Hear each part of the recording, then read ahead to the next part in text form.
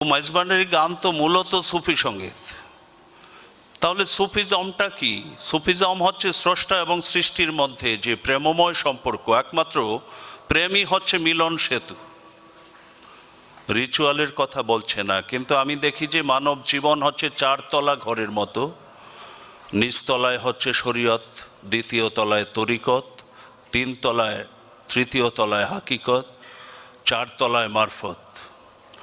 তো সেই সমস্ত ধাপগুলো কিন্তু মাইজভান্ডারি তরিকার মধ্যে আছে, এবং মাইজভান্ডারি সঙ্গীত সেই তরিকার যে নির্যাস, সুফিজমের যে তাত্ত্বিক কাঠামো, গাউসুল আজম মাইজভান্ডারির যে উসলে সাবা কিংবা আরও বহুমাত্রিক যে প্রত্যয়গুলো আছে, সমস্ত কিছুকে ধারণ করছে বিচিত্রভাবে। মাইজভান্ডারি গানকে অ্যানালাইসিস করলে সেই সমস্ত কিছু দেখানো যেতে পারে। এবার সম্মানিত অতিথি আলোচক হিসেবে বক্তব্য রাখার জন্য বিনীতভাবে অনুরোধ জানাবো ডক্টর মোহাম্মদ শেখ সাদি, অধ্যাপক, বাংলা বিভাগ, চট্টগ্রাম বিশ্ববিদ্যালয়। নামে শুরু করছি। শুরুতেই মাইজভান্ডারি গীতির আয়োজক বৃন্দের প্রতি কৃতজ্ঞতা স্বীকার করছি আমাকে আমন্ত্রণ জানানোর জন্যে, এবং আজকের সম্মানিত আলোচক বৃন্দ আমার অত্যন্ত স্নেহভাজন অ্যাডভোকেট জনাব ইকবাল, আমার ছোট ভাই আয়াজ মাহমুদ, এবং আমার শ্রদ্ধাভাজন ব্যক্তিত্ব জাফর স্যার, এবং সম্মানিত সুধীজন, ভক্তজন যারা এই হলরুমে আমাকে শুনছেন। মাইজভান্ডারি গীতি এই নাম নিয়েও কিছু কথা বলবো, কিন্তু তার আগে আমি বলতে চাই যে সঙ্গীত হচ্ছে অসীমের প্রতি এক ধরনের নিবেদন, এবং অসীমের সঙ্গে এক ধরনের কানেকশন তৈরির, মানবাত্মার যে এক ধরনের অব্যক্ত আরাধনা বা প্রয়াস, সেই প্রয়াসটি আছে সঙ্গীত সাধনার ভেতরে, সুরের ভেতরে। ফলে পৃথিবীতে সুর এবং অসুরের যে দ্বন্দ্ব, সেটি সৃষ্টির আদিকাল থেকেই চলমান আছে, প্রবহমান আছে। আমরা সেই বাস্তবতার ভেতরেই সুরের সাধনার সঙ্গে যুক্ত আছি। মাইজভান্ডারি তরিকা এবং দর্শনের সঙ্গে আমার একাত্মতা বা ঘনিষ্ঠতা খুব বেশি বছরের নয়, মাত্র 5-6 বছরের। তো সেই জায়গা থেকে এক ধরনের ভক্তি, প্রেম এবং অনুরাগ আমার মধ্যে আপনাদের চেয়ে কম করে হলেও আছে। সেই দায়বদ্ধতার জায়গা থেকে আমি বলতে চাই যে মাইজভান্ডারি সঙ্গীত বাংলাদেশের অন্যান্য লোকসঙ্গীত কিংবা যত ধারার সঙ্গীত আছে, সমস্ত সঙ্গীতের চেয়ে বহুমাত্রিক বিষয়ে, ভাবে, সাধন তত্ত্বে কিংবা ফিলোসফিক্যাল যত ডিসকোর্স আছে, নানামাত্রিক তাত্ত্বিক কাঠামোতেও মাইজভান্ডারি গানের এক ধরনের বহুমাত্রিকতা আছে, যেটি প্রাতিষ্ঠানিকভাবে এখনো প্রতিষ্ঠা করা যায়নি। সেই শূন্য জায়গাটি অপেক্ষা করছে প্রাতিষ্ঠানিকভাবে। আমার আগের দুজন বক্তা কিন্তু চমৎকারভাবেই সেই জায়গাগুলোকে চিহ্নিত করেছেন। আমি একটু স্পষ্ট করতে চাই, যেমন ইকবাল বলেছে যে এটাকে আঞ্চলিক সঙ্গীত বলে অনেকে। আমি একদম মানতে চাই না যে মাইজভান্ডারি গান কিংবা সঙ্গীত, আমি সঙ্গীত বলি। আমার লেখা মাইজভান্ডারি সঙ্গীতের রূপান্তর নিয়ে আমার একটি লেখা বাংলা একাডেমি থেকে প্রকাশিত হয়েছিল ফোকলোর পত্রিকায়। আমি দেখাতে চেয়েছি যে কিভাবে রূপান্তরিত হয়ে যাচ্ছে গান। তো সেই জায়গাটি আসলে মাইজভান্ডারি সুফি সঙ্গীত বলতে আমি বলতে চাই, লিখিতভাবে বলেছিও আমি আমার একাধিক প্রবন্ধে। সুফি সঙ্গীত কেন বলছি? বাংলাদেশে যে লালনের গানে সুফি মতবাদ আছে, সুফি influence in Lalon song, Tanvir মোকাম্মেলের আর্টিকেল আছে ইংরেজিতে, এবং মনমোহন দত্তের গান যারা গান কিংবা শুনেন, দেখবেন যে পিওর সুফিজম আছে মনমোহনের গানের মধ্যে, অসাধারণ। কিন্তু মাইজভান্ডারি গান তো মূলত সুফি সঙ্গীত। তাহলে সুফিজমটা কি? সুফিজম হচ্ছে স্রষ্টা এবং সৃষ্টির মধ্যে যে প্রেমময় সম্পর্ক, একমাত্র প্রেমই হচ্ছে মিলন সেতু। রিচুয়ালের কথা বলছে না, কিন্তু আমি দেখি যে মানব জীবন হচ্ছে 4 তলা ঘরের মতো। নিচতলায় হচ্ছে শরীয়ত, দ্বিতীয় তলায় তরিকত, 3 তলায়, তৃতীয় তলায় হাকিকত, 4 তলায় মারফত। তো সেই সমস্ত ধাপগুলো কিন্তু মাইজভান্ডারী তরিকার মধ্যে আছে, এবং মাইজভান্ডারী সঙ্গীত সেই তরিকার যে নির্যাস, সুফিজমের যে তাত্ত্বিক কাঠামো, গাউসুল আজম মাইজভান্ডারীর যে উসলে সাবা কিংবা আরো বহুমাত্রিক যে প্রত্যয়গুলো আছে, সমস্ত কিছুকে ধারণ করছে বিচিত্রভাবে। মাইজভান্ডারী গানকে অ্যানালাইসিস করলে সেই সমস্ত কিছু দেখানো যেতে পারে। যেমন এই যে পৃথিবীর সৃষ্টি শুরু থেকে আল্লাহর একত্ববাদের যে প্রথম জিকির, সুফিরা যে জিকিরকে প্রাধান্য দেন, সেই জিকির কিন্তু এক ধরনের মেডিটেশন থেকে, যে শিরোনামটা এখানে টাইটেল করা হয়েছে একটা চমৎকার কথা। আমি আরো বলতে চাই যে ভোগ এবং উপভোগ বস্তুবাদী নয়, ভাববাদী একটা প্রত্যয়। ফলে ভোগ হচ্ছে বস্তুতান্ত্রিক বিষয়, উপভোগ মন্দ কিছু নয়, ইতিবাচক বিষয়। মাইজভান্ডারী গান আমরা উপভোগ করি, উপভোগের সঙ্গে অনুভব, উপলব্ধি এবং ধ্যানের স্তরে উত্তীর্ণ করে আমাদের ভাবকে, আমাদের চৈতন্যকে। ফলে রবীন্দ্র সাহিত্য যদি পড়েন, সেখানেও দেখবেন যে অনুভব, উপলব্ধি এবং ধ্যান, সেই 3টা পরিক্রমা পেরিয়ে একটা জায়গায় উন্নীত করে আমাদের ধ্যানকে, আমাদের চেতনাকে, প্রেরণাকে স্থিত করে। তো মাইজভান্ডারী গান কিন্তু শ্রোতাকে, ভক্তের প্রাণকে সেই জায়গায় উত্তীর্ণ করে। ফলে এই গান হচ্ছে সাধারণ গান নয়, এটি প্রার্থনার বাহন। তো সঙ্গীত যে প্রার্থনার বাহন হতে পারে, এটি তো প্রতিষ্ঠিতই, তাই না? প্রতিষ্ঠিত না, ওই তানসেনের জীবনী পড়লে দেখা যাবে উস্তাদ আলাউদ্দিন খাঁ ইংল্যান্ডে হলরুমে বসে সেতার বাজাচ্ছেন। সেতারের তো কোনো বাণী ছিল না, শুধু সেতারে সুর বাজাচ্ছেন। একজন ইংরেজ কান্না করছেন সেই সুরের সঙ্গে একাত্ম হয়ে। তো এই সুরের আলাদা একটা ভাষা আছে, অভিব্যক্তি আছে, যেটা মানুষের ভেতরে, মানবাত্মার মধ্যে যে ক্রন্দন আছে, অব্যক্ত অপূর্ণতা আছে, সেই অপূর্ণতা তো একমাত্র পূর্ণতা পাবে পরমের সঙ্গে যদি একাত্ম হতে পারে। ফলে সুফিবাদ হচ্ছে একাত্ম হবার সাধনা, প্রেম হচ্ছে একাত্ম হবার সাধনা। প্রেমিক প্রেমাস্পদের সঙ্গে মিলনের যে অভিপ্রায়, সেটা বহুল বর্ণিত হয়েছে মাইজভান্ডারী সঙ্গীতে। একদিকে প্রেম, এর সঙ্গে যুক্ত হয়েছে বাংলায় যে ভক্তিবাদী ধারা আছে, সেই ভক্তিবাদ। ফলে মাইজভান্ডারী গান যারা লিখেছেন, তারাও এক ধরনের সাধক, ভাবুক। ফলে তারাও কিন্তু সেই ভাবটিকে আত্মস্থ করেছেন এবং শব্দ সংযোজনা এমনভাবে, এমন একটা ভাবের সৌধ নির্মাণ করেছেন, সৃষ্টি করেছেন, যেটা অনায়াসে, যেমন কে তুমি হে সখা আড়ালে বসিয়া হরিলে আমারই প্রাণ। এই যে এর মধ্যে এক ধরনের মিস্টিসিজম আছে। মিস্টিসিজম আবার রোম্যান্টিসিজমের একটা প্রত্যয়। যেমন মনমোহন দত্তের একটা গান আছে, মন মাঝে যেন কার ডাক শোনা যায়, কে যেন আমারে অতিসাধ করে হাত দুখানা ধরে টেনে নিতে চায়। এই কে যেন আমারে, কে তুমি হে সখা, এই কে, এই যে নৈর্ব্যক্তিক একটা ব্যক্তি সত্তা কিংবা একটা পাওয়ার কিংবা একটা প্রেরণা আমাকে কবজা করছে, সেই সত্তাটাকে, সেটা পরম সত্তা, পরমের সত্তা, স্রষ্টা। স্রষ্টাকেই যে বিচিত্রভাবে অধরা মাধুর্যে ব্যঞ্জিত করছেন, দোতনা দান করছেন। এটা হচ্ছে মাইজভান্ডারী গান, কে তুমি হে সখা আড়ালে বসিয়া। এই যে একটা মিস্টিক ভাবনা আছে এর মধ্যে, যে ধরা দিচ্ছেন না। অনেকে বলে যে কারামত আপনি দেখছেন, আমাকে অনেকে প্রশ্ন করে। আমি বলেছি আমি দেখেছি, খুব বেশি দেখি নাই, কিন্তু আমি টুকটাক দেখেছি।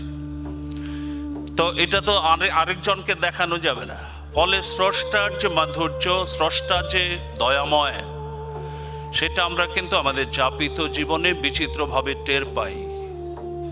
নিশ্চিত বিপদ, কিন্তু দেখা যাচ্ছে যে গায়েই লাগছে না, আমি পরিত্রাণ পাচ্ছি।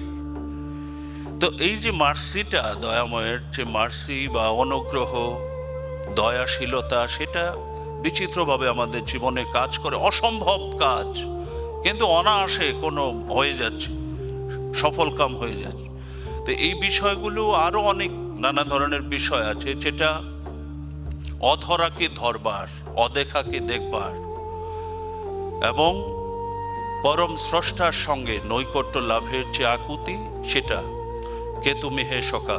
আসলে স্রষ্টাকে বলছেন, কিন্তু গানটা শেষ হয়েছে, বজলুল করিম মন্দাকিনী শেষ করেছেন মানে মেজবান্ডারির যে স্বরূপ দর্শন, যে নিজস্ব যে রূপ অভিব্যক্তি, সেটা আল্লাহর সমস্ত সিফত, গুণাবলী কিংবা স্বরূপটা মেজবান্ডারির মধ্যে এসে স্থিত হয়েছেন। মানে সাক্ষাৎ মেজবান্ডারি, গাউসুল আজম মেজবান্ডারি যেন স্বয়ং আল্লাহর সিফত ধারণ করেছেন, রূপ ধারণ করেছেন।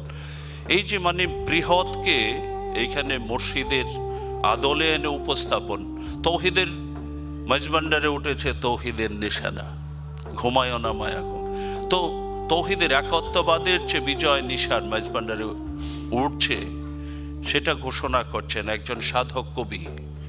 এবং আবার দেখুন যে স্কুল খুলেছে রে মাওলা, যে আয়াজ বলছিল একটু আগে, যে আসলে যারা ভক্তজন, যারা শ্যামা 12টি শর্ত মেনে করেন, সেটা তো অবশ্যই এই তরিকার অনুসারী যারা, তারা সেটাকে মেনেই করবেন শ্যামা। কিন্তু এটা যখন বাইরে চলে যায়, আপনারা জানেন যে বাংলাদেশে জলের গান খুব জনপ্রিয় একটি গানের দল, তারা যে গানটি করেছিল, এটা দেখে আমি কিছুটা চোট পেয়েছি, কারণ আমার প্রাণটা হচ্ছে ভক্ত প্রাণ, ভক্তের প্রাণ। ভক্তের প্রাণ কিন্তু বাজারি কালচারে বিশ্বাসী নয়, বাজারি সংস্কৃতিতে বিশ্বাসী নয়। ফলে গাউসুল আজম মেজবান্ডারি বা স্কুল খুলেছে রে মাওলা, এটা কোনো ফানের বিষয় নয়, থট অফ স্কুল। এটা হচ্ছে একটা মানে থট, সুফি থট। এই স্কুল তো এই স্কুল নয়, এটা সুফিজমের স্কুল। ফলে এর মধ্যে যে তাত্ত্বিকতা, সেটা পিওর সুফিজমের গান। এবং এখানে মানুষকে আহ্বান করা হয়েছে যে এখানে মুক্তি মেলবে। আপনারা জানেন পবিত্র কোরআনে বলা হয়েছে যে তারাই সফল কাম হয় যারা আত্মশুদ্ধি অর্জন করেছে, তারাই ব্যর্থ হয় যারা আত্মশুদ্ধি অর্জন করেনি। এবং সুফিজম উসলে সাবা তো আত্মশুদ্ধির দর্শন, সুফিজম আত্মশুদ্ধির দর্শন। ফলে মেজবান্ডারি তরিকাকে যেমন সর্ববেষ্টনকারী তরিকা বলা হয়, এর কারণ হচ্ছে এটা লেটেস্ট তরিকা কালগত দিক থেকে, এবং পৃথিবীর সমস্ত সেরা সেরা তরিকার সমস্ত ভালো গুণাবলীগুলো কিন্তু এর মধ্যে সন্নিবেশিত আছে, সব কিছুকেই ধারণ করা হয়েছে। যেমন ধরুন চিস্তিয়া তরিকায় গানটাকে ভালোভাবে গ্রহণ করা হয়েছে। মৌলবিয়াতেও কিন্তু এখনো তুরস্কে আপনারা জানেন যে ডান্সিং দারবিশ বলা হয়, মৌলানা রুমির অনুসারী যারা, তারা যে নৃত্যটা করে, মনমোহন দত্ত সেটাকে বলেছে লীলা নৃত্য। তো ফলে মেজবান্ডারি গীতি, নজরুল গীতি, গীতি মানে হচ্ছে লিরিক, শুধু গান, খালি গলায় গাইলে সেটাকে আমরা লিরিক বলতে পারি। কিন্তু গান আর সঙ্গীতের মধ্যে তফাৎ হচ্ছে যখন তাল যন্ত্র এবং নৃত্য যুক্ত হয়, সেটা সঙ্গীত হয়। ফলে মেজবান্ডারি গান তো সাধারণ খালি গলায় গাওয়া হয়, কিন্তু তাল যন্ত্র তো শুরু থেকেই ছিল। সঙ্গীত ব্যবহার করার পক্ষপাতী আমি, তবে লিরিক্যাল পোয়েট্রি বা গীতিময়তা, যেটা এর মধ্যে গীতিময়তা তো আছে। গীতি শব্দের মধ্যে এক ধরনের বেদনা আছে, বেদনা সুফিদের মধ্যে আছে, বৈষ্ণব কবিদের মধ্যে আছে। কারণ হচ্ছে প্রেম সম্পর্কে যদি বুঝেন, প্রেম কি? অনুরাগে প্রেমের উন্মেষ, বিরহে তার উপলব্ধি, মিলনে তার সার্থকতা। ফলে সুফি এবং বৈষ্ণব কবিরা সবসময় বিরহকে উদ্বোধিত করে থাকে। বিরহটাকে একেলা বসে বিরহ বাসে, কি জানি তোমারই আসে গাহিব গান। একেলা বসে বিরহ বাসে কেন? এই যে বিরহ উপলব্ধি, এই যে আমাদের ময়ূক স্যারের একটা কবিতা আছে, মাঝে মাঝে দূরে যাওয়া ভালো, দূরে গেলে মনে হয় কেউ কাছে ছিল, মাঝে মাঝে দূরে যাওয়া ভালো। আসলে প্রেমকে উপলব্ধি করবার জন্যে স্বেচ্ছাকৃত বিচ্ছেদ এক ধরনের মানব মনের মধ্যে তৈরি করেন ভাবুক কবিরা। বিচ্ছেদ না থাকলেও বিচ্ছেদের ভাবটিকে সবচেয়ে প্রাধান্য দেন। ফলে গীতি শব্দের মধ্যে এক ধরনের করুণ রস আছে। এবং এটা মাওলানা রুমি যেমন বলেছেন যে বাঁশি কেন কাঁদে, বাঁশঝাড় থেকে আলগা হওয়ার বেদনায়। কারণ হচ্ছে আমাদের উৎপত্তি কোথায়, আমাদের এক ধরনের কমিটমেন্ট ছিল স্রষ্টার সঙ্গে, যে আমরা স্রষ্টার স্রষ্টার সঙ্গে অঙ্গীকার করেছি সেই কর্ম থেকে কখনো দূরে সরে যাব না। কিন্তু আমরা ক্রমাগত দূরে সরে গেছি অবচেতনে চেতনে। ফলে এটার জন্য এক ধরনের ক্রন্দন আছে মানুষের মানবাত্মার মধ্যে। সেই ক্রন্দনটি মাঝে মধ্যে বিচ্ছেদ ভাব ধারণ করে এবং আমাদের মধ্যে যে অনির্দেশ্য বেদনা আছে, যে বেদনার কার্যকারণ আমরা নির্দেশ করতে পারি না অনেক সময়, যে ঠিক কী কারণে এত খারাপ লাগছে, অন্তরটা হাহাকার করছে। তো সেই সমস্ত কিছুকে কিন্তু ধরেছেন সুফি এবং বৈষ্ণব কবিরা। এখন আপনারা বলবেন যে বৈষ্ণব কেন বলছি? বাউল, বৈষ্ণব, সুফিজম এই তিনটি ভারতবর্ষের যে প্রধান সহজিয়া ভাবধারা। সুফিজম পিওর, আমি সবসময় বিশ্বাস করি যে ইসলামের যে পূর্ণ সৌন্দর্য, ইসলামের যে পূর্ণ নির্যাস, সেটা সুফিজমের মধ্যে আছে। কিন্তু অ্যাপ্রোচটার মধ্যে কালক্রমে সহজিয়া যে অ্যাপ্রোচ, সেটা অনুপ্রবেশ করেছে। ফলে ভান্ডারী গানের মধ্যেও কিন্তু দেখবেন যে বৈষ্ণব ঐতিহ্য আছে। যেমন মাওলানা আব্দুল হাদি কাঞ্চনপুরীর গানের মধ্যে আছে আহারে মনধন লুটে নিল মনমোহিনী, কুঞ্জবনে পুষ্পসনে নাচিল কামে। এই যে কুঞ্জবন, পুষ্পসন বা এই যে রাধা কৃষ্ণের যে প্রেমময় লীলা, সেই ভাবটিকে ধরেছেন এই গানের মধ্যে। আবার দেখেছেন গাউসুল আজম মাইজভান্ডারীর যে সৌন্দর্য, আমার মন হরে যায় গো প্রাণ হরে যায়, মাইজভান্ডারের গুণমণি মোহনবাসী রায়। এই যে মোহনবাসী রায় কিন্তু কৃষ্ণ। এখন আপনি যদি কট্টর মুসলিম হন, বলবেন যে আরে এটা কি করলো মাওলানা, গান লিখেছে কৃষ্ণের আদলে। এখানে পরিষ্কারভাবে বুঝতে হবে যে এই ভাবটি হচ্ছে প্রেম। আয়াত যেটা বলছিল যে প্রেমের মধ্যে কোনো ব্যারিয়ার নাই। মানুষের হৃদয়ে যখন প্রেম জাগ্রত হয়, একমাত্র প্রেম যখন জাগ্রত হয়, সমস্ত প্রকার ব্যারিয়ার, সংকীর্ণতা, দেয়াল, সমস্ত গোড়ামি দূরীভূত হয়। মানুষ প্রেমে পড়লেই কেবল পারে সমস্ত ক্ষুদ্রতাকে উপেক্ষা করতে। এই জন্য আমি বলি যে প্রেমে এবং খেলার মাঠে কোনো উঁচু নিচু, ধনী গরিব কোনো ভেদাভেদ নাই। আপনারা খেয়াল করবেন, প্রকৃত প্রেমে পড়তে হবে, প্রেম জাগ্রত হতে হবে। তা না হলে কেউ সংস্কার ভাঙতে পারে না। প্রেম হচ্ছে এমন শক্তি মানবাত্মার মধ্যে যেটা সমস্ত প্রকার সংস্কার ভাঙতে পারে। একজন প্রেমিক তখনই নৃত্য করে যখন স্রষ্টার ধ্যানে ঘুরতে থাকে। ওই যে লাটিম নৃত্য বলে, অনেকের কাছে মনে হবে এটা বেদাত, সে তো ধ্যানমগ্ন হচ্ছে স্রষ্টার কানেকশনে, স্রষ্টার প্রেমে বিভোর হয়ে নাচ। সেই নাচ সাধারণ নাচ নয়। বলে শাহ আব্দুল করিমের একটা ঘটনা আছে। তিনি যখন ইন্তেকাল করেন, তিনিও একজন সাধক কবি, তার ছেলে কেউ চিনছেন না। এই নূরজাহান হোটেল, শাহজালাল, হজরত শাহজালাল রহমতুল্লাহ আলাইহির মাজারের সামনে দেখবেন নূরজাহান হোটেল এবং হসপিটাল আছে। ওই মালিকের সঙ্গে আমার দেখা হয়েছে। আমি শাহ আব্দুল করিমকে নিয়ে পিএইচডি করেছি, ফলে নানা কিছু আমাকে জানতে হয়েছে। তার একজন শিষ্য আছেন হবিগঞ্জে, আব্দুর রহমান। আব্দুর রহমান একদম আব্দুল করিমের মতো ভালো, এমন নির্লোভ মানুষ আমি কম দেখেছি আমার জীবনে। আব্দুর রহমানকে চিনে একমাত্র, তার ছেলে নূরজালালকেও চিনছে না। মারা যাওয়ার 5 মিনিট আগে ফিসফিস করে আব্দুর রহমানকে বলছে, রহমান ওই গানটা গা। কোন গানটা? গাড়ি চলে না, চলে না। তো এই গান গাওয়া শেষ, ওনার ইন্তেকাল সম্পন্ন। তার মানে গান শুনতে শুনতে উনি ইন্তেকাল করেছেন, কিন্তু কাউকে চিনতে পারছিলেন না। কিন্তু বলছে এই গানটা গা। এই গান গাইলো, এই গান গাইতে গাইতে তার সব দেহ নিয়ে চলে গেছে। কিন্তু মোল্লারা তাকে একসময় খুব টর্চার করেছিলেন সারা জীবন। তার স্ত্রীর জানাজা পড়েনি গান গায় বলে। তার শিষ্য আকবরের জানাজা পড়েনি, নানা ধরনের কাহিনী আছে, করুণ কাহিনী, কিন্তু সেই মোল্লারা কান্না করেছে শাহ আব্দুল করিম যখন মারা যান। এটি হচ্ছে একজন ব্যক্তির সাধনার জয় এবং সত্যের জয়। ফলে শাহ আব্দুল করিম বলেছিলেন যে আমার গান আমি গায়ে হলুদে নাচানাচি করবার জন্য লিখিনি, গাওয়ার জন্য লিখিনি। গায়ে হলুদে গাওয়ার গান নয় শাহ আব্দুল করিমের গান, কিন্তু গায়ে হলুদেই তো গায় সবচেয়ে বেশি। ভান্ডারি গানও তো গায়ে হলুদে গায়।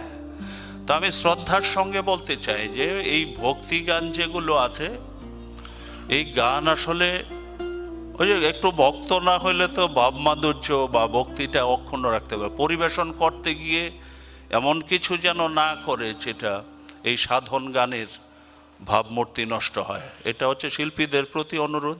আপনারা তো সবাই ভক্ত শিল্পী, আপনারা সেটা করেন না। বাজারি শিল্পী বা যাদের বলি, এটা বাজারি বলতে খারাপ লাগে, মানে খুব কমার্শিয়াল যারা আছেন তারা যখন গানটা করেন তারাও যেন সেই সতর্কতাটা মেনে চলেন। কারণ গানের ভেতর দিয়ে শুধু আপনি দর্শককে আন্দোলিত করছেন তা নয়, আপনি কিন্তু একটা ফিলোসফি প্রচার করছেন, একটা বক্তব্য প্রচার করছেন, গানে গানে আপনি একটা বার্তা দিচ্ছেন। আত্ম উন্নয়নের বাহন হোক গান, তাহলে এই সঙ্গীত আমাদের জন্যে উপাদেয় হবে এবং উপকৃত করবে আমাদের।